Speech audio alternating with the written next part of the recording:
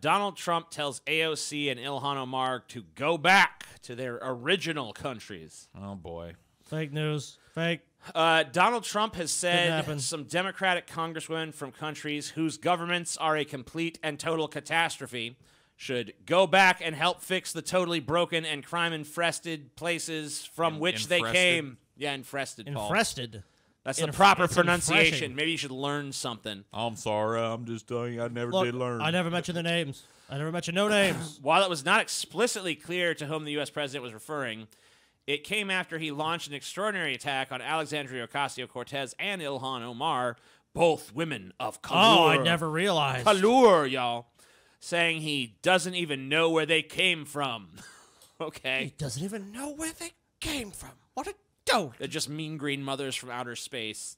Mean green mothers. Okay. He tweeted, "So interesting to see progressive Democrat congresswomen who originally came from countries whose governments are a complete and total catastrophe, the worst, most corrupt and inept anywhere in the world, if they even have a functioning government at all, now loudly and viciously telling the people of the United States, I want to put R's in things all of a sudden, the greatest and most powerful nation on earth, how our government is to be run. Why don't they go back and help fix the totally broken and crime-infested places from which they come? Then come back and show us how it is done. These places need your help badly. You can't leave fast enough." This is like schoolyard bullshit, dude. This is like just I mean, I've heard this line from Republican voters. You don't like it, you don't love it, leave it. I mean, this is a real old refrain from that fucking crowd. Yeah. He's dog whistling. This is not pretty hard here. This ain't nothing new. His like racist. You just don't hear it from their presidents too much. It's a fundamentally. Here's the problem I have with it. Not the implied racism or whatever. I don't think that's the most damaging thing about it, and I think the over-focus on that kind of detracts from it. It's a fundamentally un-American sentiment. Oh, God, yeah. An American citizen, especially one that has bought into American life to the point where they've made their way to the top of the political process, pretty much. I mean, they're a national politician. So you can't embrace America more tightly, in my mind, as an immigrant than to work your way up to that. So it's so fundamentally un-American in sentiment to use that as ammunition against a political opponent. And I think AOC was born here. I think she's a natural citizen of the United States. She is. So it's doubly stupid and un-American. And that's really the problem. He has the plausible deniability of being like, well, I never mentioned her by name. Oh, but I mean, it's pretty clear what he's talking about. I mean, yeah. Oh yeah.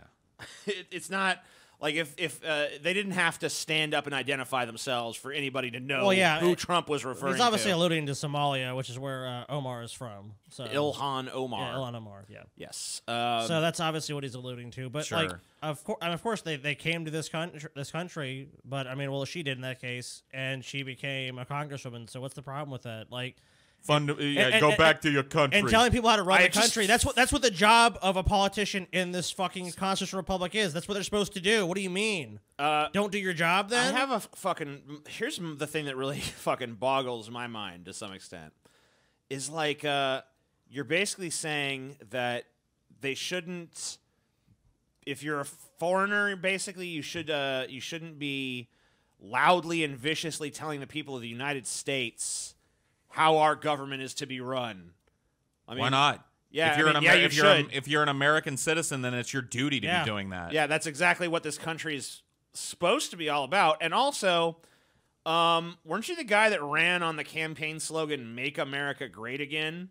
Yeah. So obviously you didn't feel like it was great when you ran, so you were the one in the position where you were criticizing it and saying, this is all wrong and we should be doing it differently.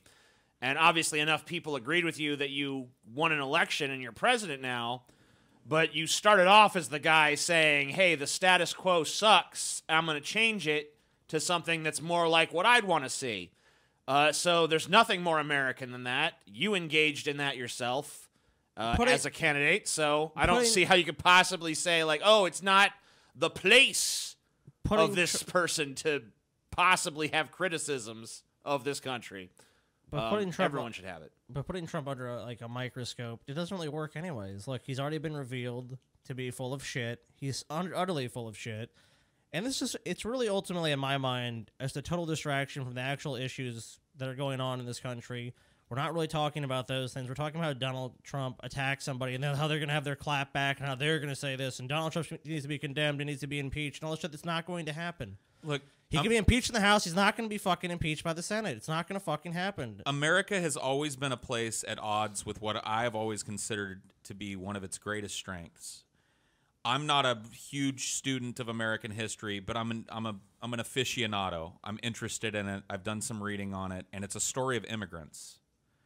It's a story of immigrants who are all suspicious of one another at various times, and every time that immigrant population comes and faces, horrible backlash, they end up enriching this country in some way. And there are millions of people here. Well, maybe not millions. There are multiple millions of people here in this country that were brought, their ancestors were brought here, and they had no choice other than to make their way. And they have enriched. I mean, rock and roll wouldn't fucking exist if slavery hadn't existed. If people from Africa hadn't been brought here and thrown into the fucking melting pot. Not to defend slavery, I'm just saying. We have a tradition of taking an immigrant population and having that flavor that they bring from other places enrich this place. And if you deny that, then you don't live in the same country that I live in. You don't understand our history the same way I understand it. And that's what's fundamentally un-American about what Trump is saying here. Once you're here and you're a naturalized American citizen, that's it. There's no go back, motherfucker. And if an American citizen isn't criticizing the sitting government, then in my opinion, they're not being an American. I totally agree with that. So fuck you. I've always been. What about all this crazy shit? I'm sorry, TJ, to cut you off, but ahead. I just want one more thing about this crazy shit he recently said about speech, basically. Yeah. About how criticism isn't speech. Which didn't even make a splash national headline-wise. Fucking insane.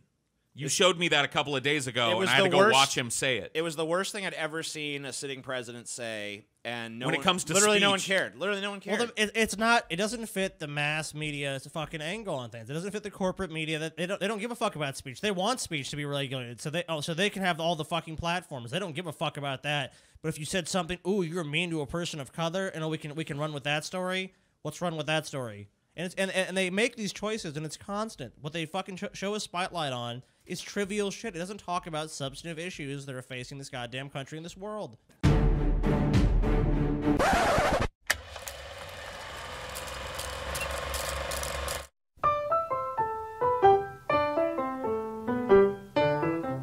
Listen, become a fucking patron, you stupid fuck! What are you waiting for? Huh? Get up! Grab your credit card, go over to Patreon and become a patron already! For fuck's sake, what am I gonna do? Spoon feed you epic shit while you lay on your back? You gotta go where the food is! Go! Reach into your wallet. Take out that card. Go to Patreon and swipe that motherfucker and become a real man! Or woman. Or a woman.